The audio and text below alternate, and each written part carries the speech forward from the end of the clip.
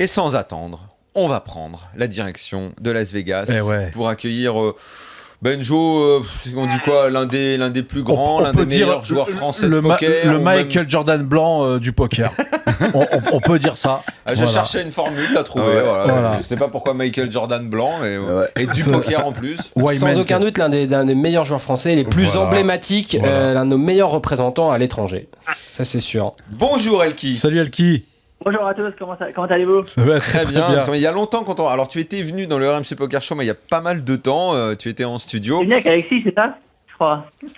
Avec qui ? C'est ça à l'époque, effectivement. Là, on est content de t'avoir depuis Vegas, parce que ça veut dire non seulement que tu y es, mais qu'en plus, tu as fait quelque chose de grand. Un très beau résultat. L'un des plus, toi qui as eu énormément de résultats dans ta carrière de poker, là pour le coup, non seulement c'est peut-être le plus gros, tu me corriges si je me trompe, mais en plus, ça faisait longtemps que tu n'en avais pas eu des résultats importants comme celui-là. Oui, c'est sûr, c'est le plus gros gain, et en plus, c'est vrai que dans un tournoi d'une telle envergure, et avec la situation qui s'est passée, parce que j'étais chip leader pendant presque deux jours et demi, donc c'est vrai que ça fait toujours, ça fait particulièrement plaisir de perfer et de revenir à ce niveau-là à l'occasion d'un tel tournoi. C'est le plus gros, je crois que c'est le plus gros tournoi ouvert de l'année, a priori, je pense. Oui, tu penses très bien, Elki. Je pense, oui. Vous étiez quoi ? Vous étiez 130 au début de ce one drop ? 130, c'est ça, oui. Ouais. 130 à 111 000.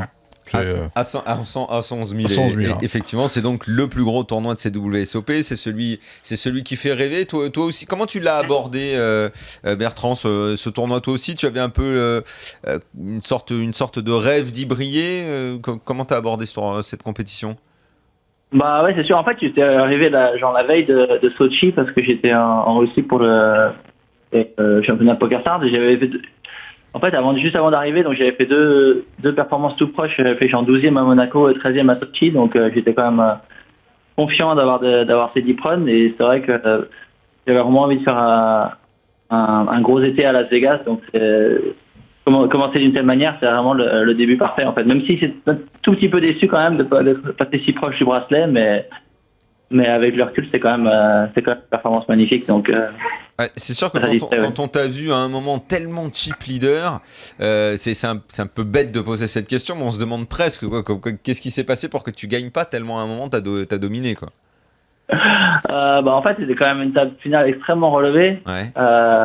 Une fois que Helmut a été éliminé, tous les autres joueurs qui restaient étaient très très bons, donc. C'est gentil. Et en plus, c'est vrai que donc le niveau était très relevé, et après la structure était quand même assez rapide à un moment. J'étais encore chip leader avec Zeko avec Doug Paul, je crois, et j'étais chip leader avec 30 blinds en fait. Donc quand on est aussi, quand les tapis sont aussi limités, c'est vrai que c'est très difficile de contrôler la situation. En fait, j'ai pas avec 30 blinds ou si je suis avec 30 blinds, ça veut dire que la plupart à un moment on était à 4 entre 12 et 18 blinds, donc ça peut tourner de n'importe quel côté en fait. Elki, moi j'aimerais te poser une question, c'est Moundir. Bon, on s'est pas revu depuis la maison du bluff il y a bien jadis, mais en tout cas. Pour moi, non, je crois qu'on s'est croisés quelque part. Peut-être sur les tournois, de temps en temps, mais c'est vrai que t'es carrément dans ta bulle, en tout cas je comprends. À Deauville ou à Monaco, un peu comme ça, je pense. Ouais, plutôt Deauville que Monaco, pour moi.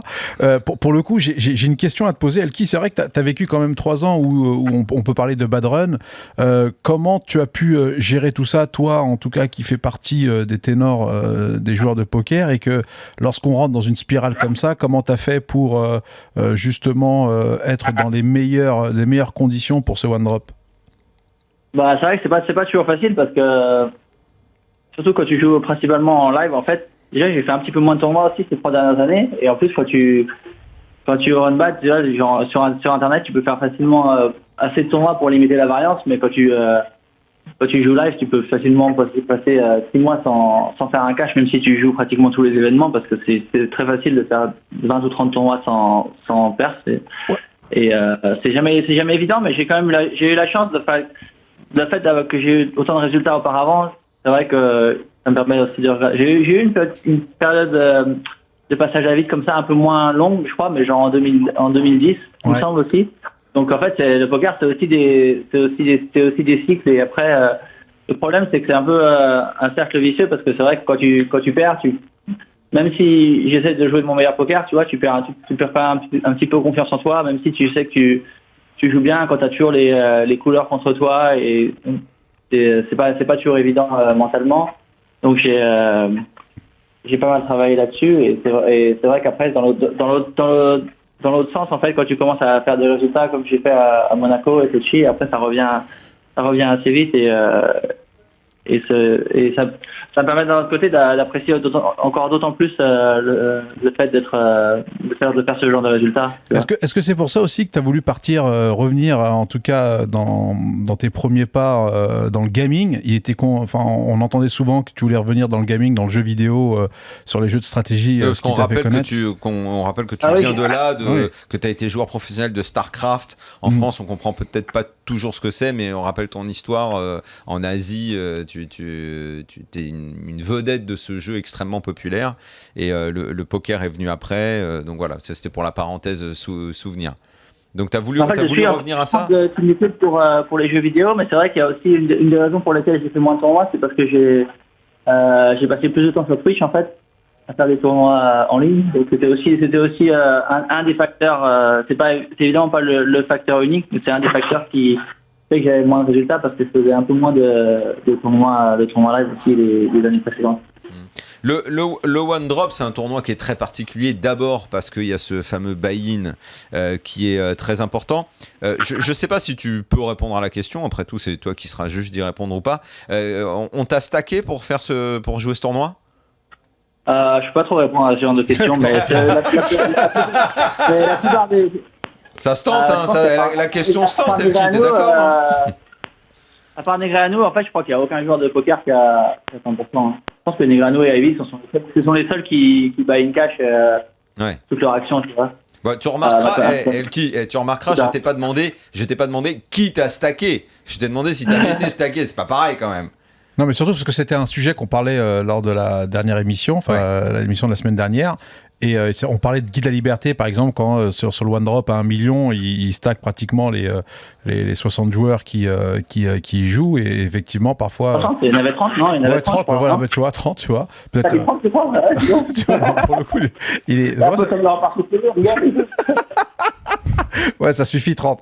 Donc pour le coup, effectivement, c'est vrai que de toute façon, tu as répondu à notre question. Donc pour le coup, merci Elki. Et sinon, juste avant de te lâcher, je voudrais quand même te dire que la semaine dernière, dans notre rubrique qui s'appelle Dans la tête d'un fiche, sache qu'on a joué une de tes mains.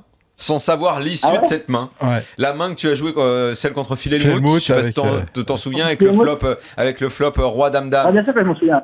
Ah bah. Voilà. Sache un truc. Sache un truc, tu lui as passé un bluff. Sache qu'à nous, tu le passais pas. Ah ouais, nous on est des fiches, mais on t'avait vu. À ce moment-là, en fait, je pense que Phil Hellmuth, c'est le seul joueur que je pouvais bluffer dans ce spot parce que déjà, c'est le seul qui va se mettre dans une situation pareille en se relançant le flop.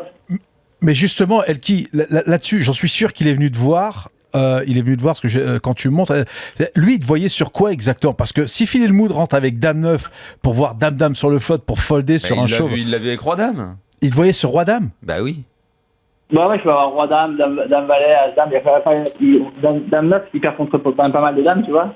Dame Valet, Roi Dame, Dame 10, As Dame. Mais en fait, je sais que Phil Hellmuth, en plus, il aime bien faire des folds héroïques, tu vois. Ah ouais, d'accord. Ouais. Surtout, en plus, en fait, genre pendant les 5 premières années, tu vois, il m'a traité d'abruti d'Europe du Nord. Ah bon? Pendant 5 ans, quand je jouais avec lui, à chaque fois, c'était un abruti d'Europe du Nord. Après, j'ai finalement gagné son respect. Bah, j'ai probablement perdu plus jamais, mais je pense que ça valait le coup quand même. Ah ouais, c'est bien. Donc il y avait un petit passif entre vous, alors. Il y a un petit historique et les dernières années, en fait, il respectait beaucoup plus mon jeu et c'est vrai que j'ai pas joué avec lui tant que ça, mais j'avais jamais eu l'occasion de faire ce genre de bluff parce que c'est vrai que les situations sont quand même très très spécifiques, tu vois. Il faut beaucoup de jetons, il faut que la situation s'y prête et c'est pas toujours, c'est rarement le cas. Donc toi qui joues souvent à Vegas, excuse-moi de t'interrompre, mais c'est vrai que justement Phil Hellmuth a souvent tendance à insulter les joueurs européens et parfois j'en ai déjà entendu quand il dit fucking Europe player. C'est-à-dire ce mec est intouchable, c'est-à-dire les directeurs de tournoi le pénalisent pas. Non, il se prend des pénalités. Il insulte tout le monde. Je crois pas qu'il insulte que les Européens, il insulte tout le monde, hein, à mon avis. Ah bon? Tu veux savoir si les directeurs le sanctionnent? Greg est à côté d'Elki, demande à Greg. Voilà, il est là, Bah, quand tu auras 14 bracelets, tu pourras faire la même chose. Ah bon? Ah, parce que faut avoir 14 bracelets pour. Il t'a répondu, le directeur, il est là, le patron, Ah, il t'a va. dit, quand t'as 14 bracelets, tu peux insulter les autres. C'est ça l'idée. Eh ben, c'est vraiment dommage. Hein. Ah ouais, il a insulté à la table quand C'est même. pas ce que j'ai dit, mais c'est pas vraiment des insultes, il fait son show, quoi. Ouais, Ouais, des fois c'est quand même limite. Là, il s'est un peu calmé, mais des fois c'est quand même limite. Monsieur hein. Chochon, Des fois, c'est- voyons. On reconnaît une insulte de quelque chose plus ou moins light, Non, il quoi. insulte pas vraiment, il chambre énormément. Mais Enfin, quand il dit C'est ça. espèce d'idiot, parce que quand tu dis idiote aux États-Unis, c'est une insulte pire c'est que vrai, c'est vrai, c'est vrai, va te faire en voilà. Ouais. Donc ah oui, quand tu dis espèce idiote, c'est une insulte monstrueuse, quoi. Il y a ça, genre des un fois, il dit bruit, quoi. fucking Europe, enfin des trucs des fois. Mais bon, c'est pas le. C'est assez violent le poker en fait. Ah ouais, non, mais, ouais, bon, avec c'est- certains personnages mais il est pas bagarreur. historiques de ce jeu. Bon, Elki, on te remercie. Ah non, juste là, les Ah ouais. tournois à venir pour toi, c'est quoi ton programme? Bah là, je suis dans le jour 2 du Millionnaire Maker en fait, qui Ouais. jouera demain. Ouais. Ah bah bien. Et ensuite, en fait, j'ai pas vraiment fait un calendrier, mais je vais faire presque tous les tournois. Tu vois, je vais faire les tournois au jour le jour. Je vais voir Voilà, je vais en voir fait, t'es qui bien a dans le joué, one et drop, puis, t'arrêtes pas comme le feu, quoi. À 2 millions, je pense Ouais, que tu peux même enchaîner du côté de l'Alaska aussi, si tu veux. à part en fait, les deux tournois vraiment que je veux jouer, c'est genre le 10K Six Max et le 50K, mais à part ça, les autres, je verrai au jour le jour en fait. Ouais, bah, Ouais, bien.